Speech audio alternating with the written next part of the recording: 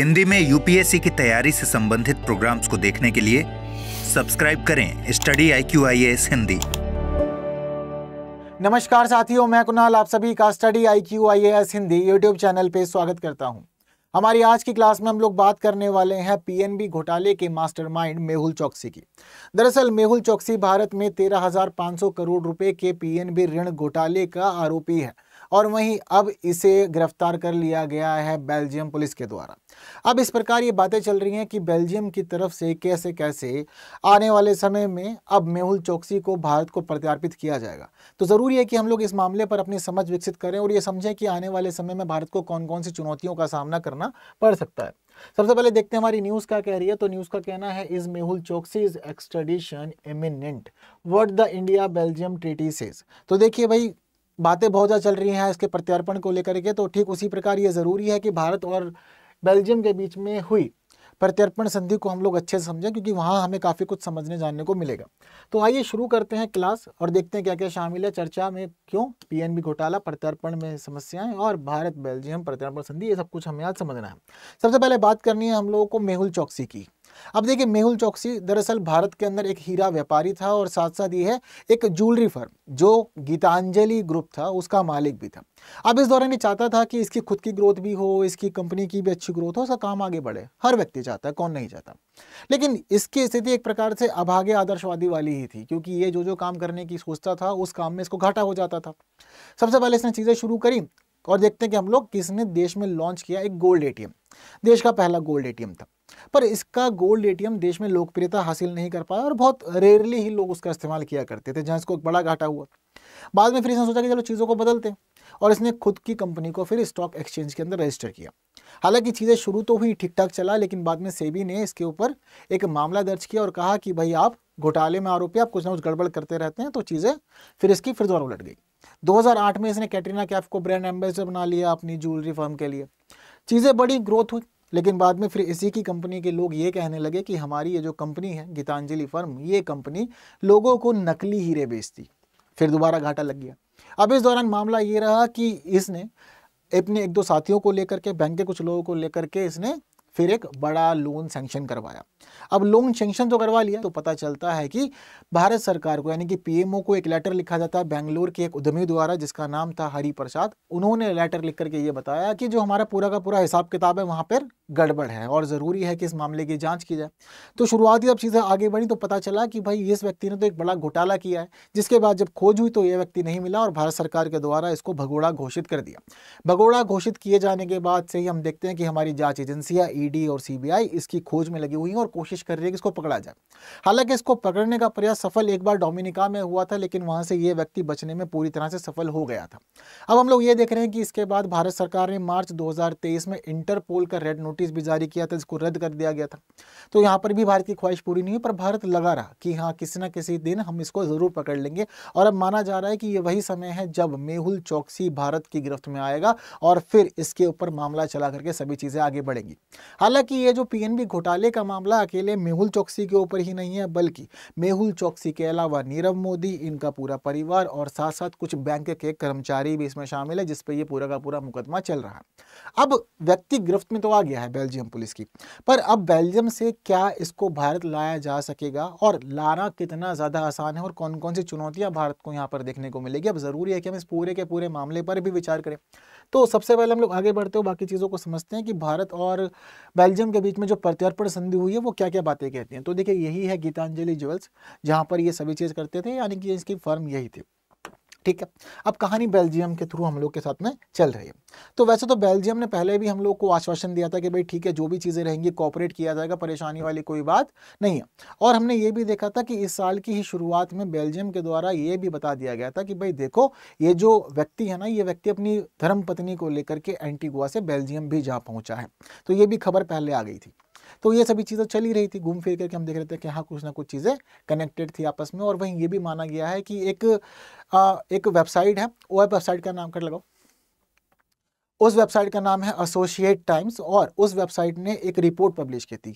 अब ये जो वेबसाइट है, दरअसल ये वेबसाइट खासतौर पे कैरिबियाई देशों के लिए काम करती है, उनसे जुड़ी हुई चीज़ें बताती हैं। लेकिन इस वेबसाइट ने एक रिपोर्ट पब्लिश की और रिपोर्ट में पब्लिश करते हुए ये बताया कि मेहुल चोकसी बेल्जियम के अंदर है और चीज़ें भी इससे जुड़ी हुई काफ़ी क्लियर की, जिस वजह से इसको पकड़ना थोड़ा आसान हो गया था। अब दरअसल भारत लाए जाने की बात चल रही है कि भारत लाया जाएगा, कैसे लाया जाएगा, कब लाया जाएगा। अब देखिए इस मामले में जो एक नियम कानून हमारे पास में है उसको कहा जाता है भारत बेल्जियम प्रत्यर्पण संधि। इस प्रत्यर्पण संधि को भारत और बेल्जियम के बीच वर्ष 2020 में संपन्न किया गया था। हालांकि ऐसा नहीं है कि पहली बार था, क्योंकि इससे पहले 1901 में हम ये देखते हैं कि ग्रेट ब्रिटेन और बेल्जियम के बीच में एक प्रत्यर्पण संधि हुई थी और उस प्रत्यर्पण संधि को बाद में भारत के मामले में 1958 में पत्र व्यवहार के माध्यम से लागू भी कर दिया गया था। तो पत्र व्यवहार से चीज़ें हुई थी। तो ये चीज़ें कहीं ना कहीं पूरी तरह से संबंधित है, हम देख रहे हैं स्वतंत्रता पूर्व की स्थिति से। तो हमारी सरकार का ये कहना था कि पुरानी चीज़ें बदली जानी चाहिए और स्वतंत्र भारत की नई आवश्यकताओं के अनुरूप, नई परिस्थितियों के अनुरूप हम लोग इस संधि को पूर्ण करते हैं। तो 2020 में नरेंद्र मोदी सरकार ने फिर इस संधि पर हस्ताक्षर भी किए और इसको अनुमोदन भी दिया। सभी चीज़ें आगे फिर यहाँ से बढ़ने लगी। ठीक है, अनुमोदन दिया, हस्ताक्षर किए, अनुसमर्थन दिया, चीज़ें आगे बढ़ने लगी। ये सब कुछ हुआ यहाँ पर। हालांकि इस संधि के तहत ये कहा गया है कि दोनों देशों के बीच जो भी प्रत्यार्पण करने योग्य अपराध के तहत व्यक्ति दोषी होगा, केवल उस व्यक्ति को ही प्रत्यार्पित किया जाएगा, बाकी नहीं। तो क्या कहा हुआ है उन्होंने? प्रत्यार्पण योग्य अपराध में। अब सोचने वाली बात यहाँ पर यह उठी कि प्रत्यार्पण योग्य अपराध का क्या मतलब है। तो इस मामले में भी सरकार ने स्पष्टीकरण दिया 2020 में, और हमारी सरकार ने 2020 में ही एक प्रेस रिलीज निकालकर ये बताया कि दरअसल भारत और बेल्जियम के बीच में प्रत्यार्पण योग्य अपराध का मतलब क्या है। तो सबसे पहली जो खास बात इसमें देखने को मिलती है वो ये मिलती है कि जो भी व्यक्ति, यानी कि जिस व्यक्ति को हम प्रत्यार्पित कराना चाहते हैं या करना चाहते हैं दूसरे देश में, ठीक है, या तो हम ये चाहते हैं कि हमारा दोषी है वो बेल्जियम से भारत आएगा, या फिर हमारे साथ स्थिति ऐसी है कि बेल्जियम का दोषी हमारे देश में है और उसको बेल्जियम भेजा जाना है। तो इसमें सबसे पहला और खास नियम ये है कि जिस व्यक्ति को प्रत्यार्पित किया जाना है उस व्यक्ति की सजा दोनों देशों के कानून के अंदर कम से कम 1 वर्ष के कारावास की होनी चाहिए, या इससे अधिक की होनी चाहिए, या कठोर कारावास की होनी चाहिए। मतलब मिनिमम जो डेडलाइन है वो 1 वर्ष ही है। 1 वर्ष के डेडलाइन के अलावा हम लोग ये भी देखते हैं कि जिस समय कोई देश किसी व्यक्ति के प्रत्यार्पण की मांग रखता है और उसके लिए अनुरोध भेजता है, उस समय जो सजा है उस सजा की शेष अवधि कम से कम 6 महीने भी बची होनी चाहिए, ये भी आवश्यक है। तो ये कुछ स्टार्टिंग कंडीशन है, जो मेन कंडीशन है जिसके आधार पर चीज़ों को आगे बढ़ाया जाता है। तो यहाँ पर यह पता लग गया कि प्रत्यार्पण योग्य अपराध की श्रेणी में किस प्रकार के अपराध आएंगे। हालांकि अगर ये समझा जाए कि स्पष्ट रूप से कौन कौन से अपराध हैं, तो देखिए इसमें राजस्व से जुड़े हुए अपराध, राजकोष से जुड़े हुए अपराध, कराधान के मामले, ये सारे अपराध इसमें शामिल हैं। और कुछ खास, जैसे कि हम लोग सामान्य तौर पर समझते हैं, हत्या, बलात्कार, ठीक है, 2-2 शादियां कर लेना, जालसाजी, गबन, धोखाधड़ी, ऐसे भी सारे अपराध इस संधि के अंदर शामिल किए गए। और माना गया कि ऐसी चीजें रहेंगी तो बिल्कुल दोनों देश एक दूसरे के अपराधियों के प्रत्यार्पण के लिए सहयोग करेंगे पूरी तरह से। लेकिन कहानी यहाँ पर भी पूरी नहीं है। अब कहानी यहाँ पर कुछ मोर्चों पर फंस जाती है। सबसे पहली स्थिति तो ये है कि भाई देखो, जब तक कोई देश उस व्यक्ति के प्रत्यार्पण को उचित नहीं ठहराया जा सकता जाएगा, तब वह व्यक्ति उस देश में ही बना रहेगा। यानी कि किसी व्यक्ति के प्रत्यार्पण के लिए जरूरी है कि जिस देश के अंदर वह व्यक्ति मौजूद है उस देश के अंदर सरकार, न्यायपालिका ये माने कि हाँ, इस व्यक्ति का प्रत्यार्पण जरूरी है और किया जाना चाहिए। अब जैसे मेहुल चोक्सी बेल्जियम के अंदर है, अगर मेहुल चोक्सी के मामले में बेल्जियम की सरकार या बेल्जियम का न्यायालय ये नहीं मानता कि इसका प्रत्यार्पण जरूरी है और वो कह देता है कि प्रत्यार्पण की आवश्यकता नहीं है, तो आप वहां से जबरदस्ती नहीं ला सकते। तो जरूरी है कि भाई यहाँ पर म्यूचुअल अंडरस्टैंडिंग के आधार पर चीजों को आपस में सुलझा के बातचीत करके और ये देख करके कि सरकार और वहां की न्यायपालिका ये माने कि हाँ प्रत्यार्पण उचित है, तभी चीजें की जाएंगी। तो काफी मामला जो है वो इस आधार पर भी निर्भर करता है। इसके साथ साथ राष्ट्रीयता का मुद्दा भी यहाँ पर फंसा हुआ है। अब राष्ट्रीयता का मुद्दा भी हम लोग को समझना होगा। अब राष्ट्रीयता का मुद्दा क्या है वो आपको थोड़ा खास तौर पे यहाँ पर देखना है। अब देखिए, दरअसल राष्ट्रीयता की स्थिति यह है कि पहली बात तो ये कि जिस व्यक्ति ने जिस समय अपराध किया है, अपराध के समय ये देखा जाएगा कि व्यक्ति किस देश का नागरिक था। बेल्जियम का नागरिक था, ठीक है, या भारत का नागरिक था, ठीक है। अब इसमें 2 चीजें हो सकती हैं। जैसे कि मान लीजिए कि भारत का कोई नागरिक है, बेल्जियम गया, अपराध किया और उसके बाद में वापस आ गया। इसके साथ हम लोग ये देखते हैं कि भारत का कोई नागरिक है, मतलब बेल्जियम का कोई नागरिक है, तो बेल्जियम के नागरिक ने भारत गया, भारत में अपराध किया, अपराध करने वापस बेल्जियम आ गया। मतलब दोनों देश में कोई व्यक्ति ऐसा कि अपराध किया वापस अपने देश में भी आ सकता है, ठीक है। दूसरी स्थिति ये है कि दुनिया के किसी और देश का नागरिक भी हो सकता है, किसी दूसरे देश में अपराध करता है और किसी तीसरे देश में जाकर छुप जाता है। ये सब चीजें भी पॉसिबल हो सकती हैं। तो देखिए यहाँ पर अब 2 मामले कि भाई जिस समय अपराध हुआ था उस समय व्यक्ति की राष्ट्रीयता क्या थी, और राष्ट्रीयता के मामले में अगर व्यक्ति उसी देश का नागरिक निकलता है तो क्या किया जाएगा। जैसे कि मान लीजिए कि कोई सपोज A to Z किसी देश का नागरिक था, मान लीजिए कोई पाकिस्तान का नागरिक है, पाकिस्तान के नागरिक ने भारत में आकर के अपराध किया और भारत में अपराध करने के बाद में फिर वो जाकर के बेल्जियम में बस गया। अब बेल्जियम की पुलिस ने वो गिरफ्तार किया। तो यहाँ पर क्या हो रहा है कि जो व्यक्ति है वो किसी तीसरे देश का, अपराधी वो भारत का है। तो यहाँ पर वो चाहे तो वो मामले को आगे बढ़ा करके पूरी की पूरी कार्रवाई करके वो उस व्यक्ति को भेज सकता है भारत के अंदर। जैसे कि अभी हम लोगों ने बीते दिनों देखा, जैसे कि जो तहव्वुर राणा वाला केस था, तो तहव्वुर का स्थिति क्या थी कि जन्म लिया पाकिस्तान में, अमेरिकी कनाडाई नागरिक है आज के समय में, और अपराधी किसका है, वो भारत का, ठीक है। और गिरफ्तार कहाँ हुआ, वो गिरफ्तार और वो होता है अमेरिका के अंदर, ठीक है। चीजें चली थी इस प्रकार से, ये सब कुछ देखा गया था। तो ठीक उसी प्रकार की स्थिति यहाँ भी है कि भाई देश के ऊपर भी डिपेंड करते हैं बहुत सारी चीजें कि नागरिकता की स्थिति क्या बन रही है। अब जैसे कि मान लीजिए कि जिस देश में उसको गिरफ्तार किया गया वो उस देश का नागरिक नहीं है, तब तो चीजें इजी हो जाती है। मान लीजिए जिस देश में गिरफ्तार किया गया उस देश का ही नागरिक हो तो क्या होगा, जैसे कि मान लेते हैं हम लोग कि एक बार को मेहुल चोकसी जो है वो बेल्जियम का नागरिक है, ठीक है, भारत के अंदर नहीं था। वैसे जिसमें अपराध किया था उस समय तो भारत का नागरिक था ना वो, लेकिन हम एग्जाम्पल के तौर पर ये मान लेते हैं कि भाई वो भारत का नहीं बल्कि बेल्जियम का खुद का ही नागरिक है। तो इस समय अब क्या किया जाएगा, तो देखिए अपने देश के नागरिकों के प्रत्यार्पण के मामले में यहाँ पर विवेक की सारी कहानी है। कहानी किस चीज की, विवेक की है। यानी कि भाई वो देश अपने नागरिक को किसी अपराध के मामले में दूसरे देश को प्रत्यार्पित करना चाह रहा है या नहीं करना चाह रहा है वो उसकी मर्जी है, आप यहाँ जबरदस्ती नहीं कर पाएंगे, ये भी खास चीज है।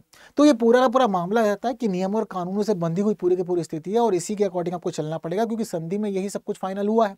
अब संधि की इन्हीं सभी चीजों को आप जब आगे बढ़ाएंगे, चीजों को लेकर चलेंगे, तो ही फैसला होगा कि व्यक्ति को प्रत्यार्पित किया जा रहा है या नहीं किया जा रहा। तो मतलब समझ में आता है कि अभी भी मेहुल चोकसी को भारत लाने का जो रास्ता है वो आसान नहीं है, चीजें अभी भी उलझी हुई हैं।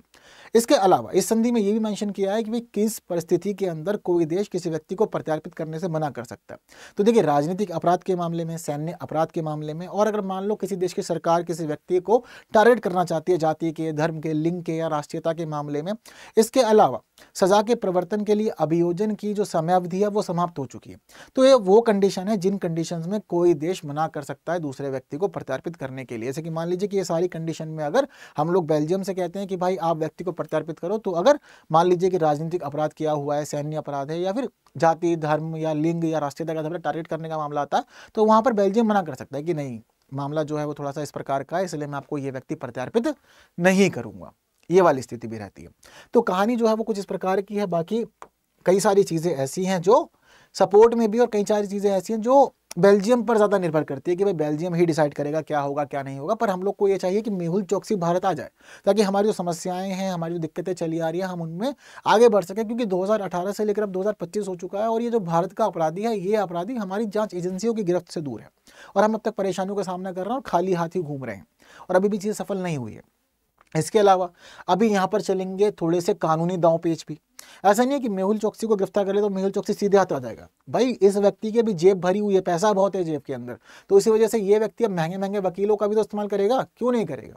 ये महंगे महंगे वकीलों का इस्तेमाल करेगा और ये माना जा रहा है कि चीजें आने वाले समय में बड़ी गंभीर हो जाएंगी।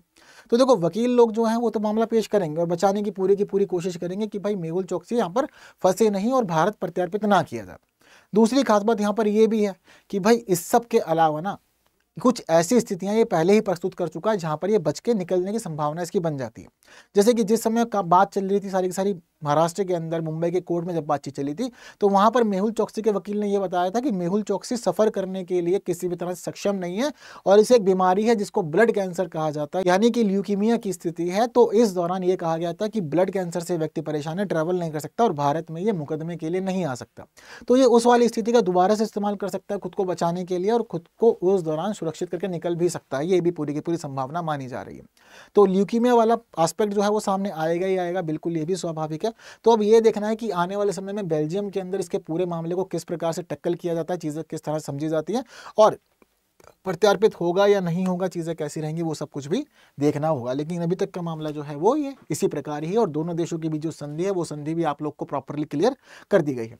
तो इस पूरे के पूरे खंड से हमारे लिए जो प्रश्न हो सकता है एक सरल सा, वो प्रश्न क्या है, भारत और बेल्जियम के मध्य प्रत्यर्पण संधि निम्नलिखित में से किस वर्ष हुई थी, 2015, 2018, 2020, 2022। तो इस प्रश्न का उत्तर आप सभी लोग मुझे कमेंट में जरूर से बताइएगा। बाकी इसके अलावा स्टडी IQ IAS हिंदी हमारा मेन प्लेटफॉर्म है जहां हम मुलाकात करते हैं। बाकी हम मिल सकते हैं टेलीग्राम, इंस्टा, फेसबुक और एक्स पर भी, ये सारे भी प्लेटफॉर्म में मुलाकात के। इस QR को स्कैन करके आप सीधा पहुंच सकते हैं मेरे टेलीग्राम पे जहां हम लोग सारी फाइल शेयर करते हैं। ठीक है, तो बस आज की क्लास में इतना ही। सेशन इन्फॉर्मेटिव लगा है तो बाकी साथियों तक शेयर जरूर करना है। जिन्होंने लाइक नहीं किया वो लाइक किए बिना नहीं जाएंगे। और ऐसे इन्फॉर्मेटिव सेशंस देखने के लिए ज़रूरी है कि वो लोग बने रहें study IQ IAS Hindi YouTube channel पे। तो बस आज की क्लास में इतना ही। दीजिए मुझे विदा। Thank you so much. जय हिंद। हिंदी में यूपीएससी की तैयारी से संबंधित प्रोग्राम्स को देखने के लिए सब्सक्राइब करें स्टडी IQ IAS हिंदी।